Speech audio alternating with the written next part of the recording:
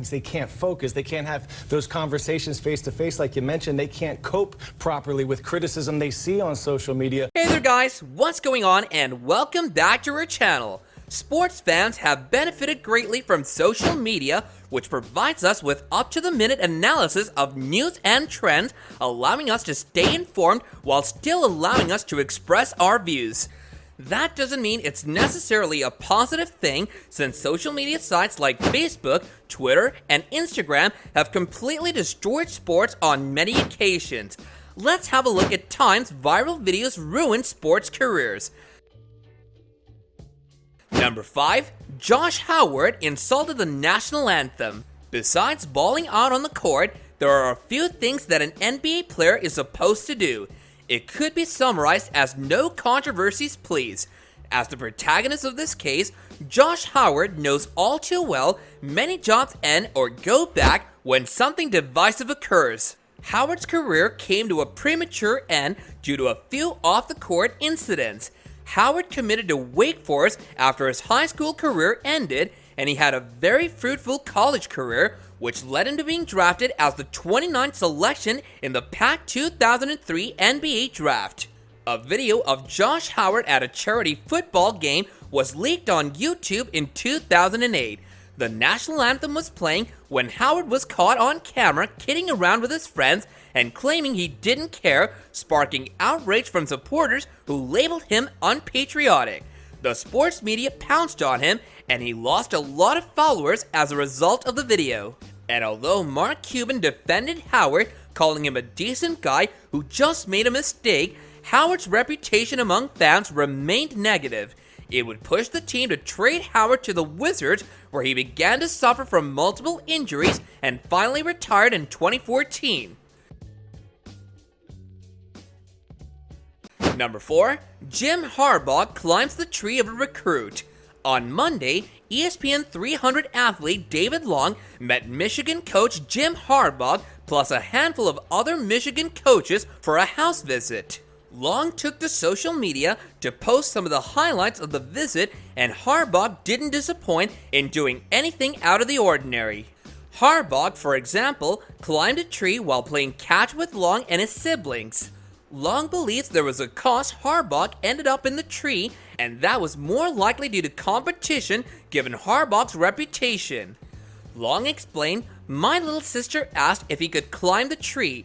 He was just trying to fulfill her request. He ended up putting my little brother up instead because he never actually made it up."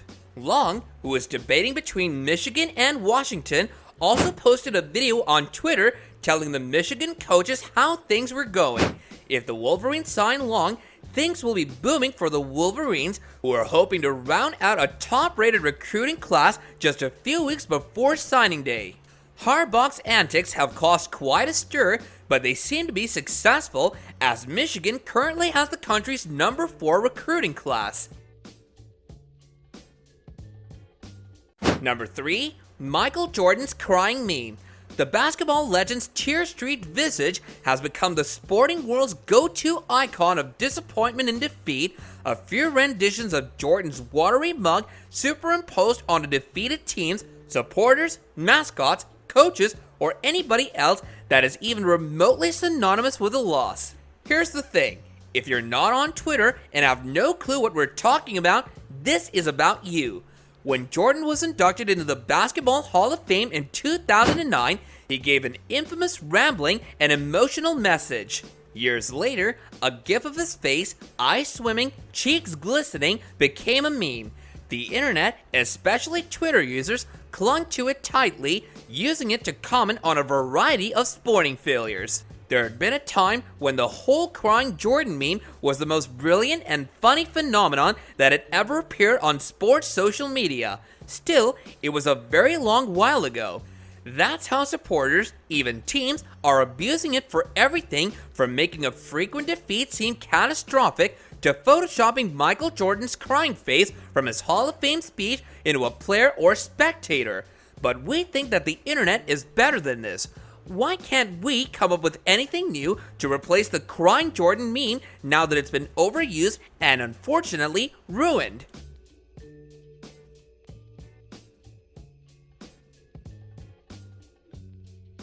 Number 2, NCAA bracket leaked early. When his phone rang, South Carolina coach Frank Martin was seated in his team's locker room watching the 2-hour NCAA tournament selection show on CBS. That's when he found out that the bracket had been leaked on Twitter and the Gamecocks' name wasn't on it. I was told that the first 2 regions were pretty much right to a T and that we weren't in. Martin said, "I didn't see it, I just heard about it. That it was revealed, posted, or whatever. The bracket is a tightly guarded secret, just like the identities of Hollywood award winners, with the 68 teams not named and the matchups not shown until the televised special. However, at 6:30 p.m. Eastern on Sunday, around halfway through the television broadcast, someone tweeted a bracket. The post warned, spoiler alert, full bracket, and revealed a field of 68 players. The South and West regions had already been released at that time, and they were similar to the leaked versions. The authenticity of the leak was not universally accepted. Jim Boheim said his Syracuse players found the bracket on social media and that the Orange were a 10 seed in the field, but he wasn't sure it was true. The NCAA said in a statement that it was reviewing the matter, while a CBS spokesperson told ESPN that the network would have no comment on the leaked bracket. Martin didn't tell his staff about the rumored leaked bracket at South Carolina because he wasn't sure if the details were true. Martin says he wasn't mad about the leak, but was disappointed about not being picked until it was proven to be real and the Gamecocks were publicly left out. Early in the selection show, Sterling Smith put the Panthers at ease by sharing a leaked bracket that showed them as the 10th seed in the East region. On CBS, this was the 35th collection show. The first episode aired in March 1982. Before 2001, when it was stretched to an hour, the broadcast was 30 minutes long. This was the first year that the show was extended to 2 hours. Number 1, overexposure. It might seem weird to confess, but 20 years ago, before social media, we loved just watching athlete heroes like Michael Jordan and Ken Griffey Jr. on ESPN a couple of times a day, not knowing anything about their lives.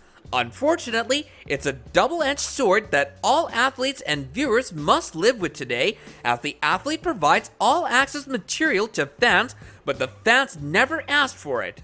When celebrities use social media well, such as sharing photos of themselves partying in the locker room with their teammates, it's great. But when it's done incorrectly, people get bored of their favorite athletes because they know too much about them. In other words, as easily as social media can build players up, it can also knock them down, which is unfortunate. Do let us know what you guys think about all of this in the comments section below. And before we get out of here, don't forget to like, share, and subscribe.